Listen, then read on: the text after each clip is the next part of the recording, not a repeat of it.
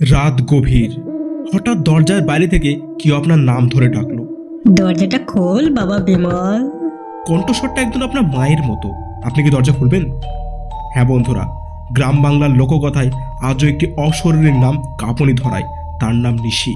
নিশি কোনো দেহধারী প্রেত নয়, এটি একটি শরীরহীন অপশক্তি, যা রাত 12টা থেকে 3টের মধ্যে মানুষ যখন গভীর ঘুমে আচ্ছন্ন ঠিক তখনই শিকার খোঁজে। নিশি আপনাকে ডাকবে আপনার সবচেয়ে প্রিয় মানুষের গলায়, মা, বাবা বা খুব কাছের কেউ, ঠিক আপনার নাম ধরে। লোকবিশ্বাস বলে নিশি মাত্র দুবার ডাকতে পারে। আপনি যদি প্রথম দুবার সাড়া না দেন, আপনি নিরাপদ। কিন্তু ভুল করে যদি 3বারের বেলায় আপনি উত্তর দিয়ে দেন অথবা কৌতূহলী ওই দরজা খুলে ফেলেন, তাহলে আপনার মৃত্যু নিশ্চিত।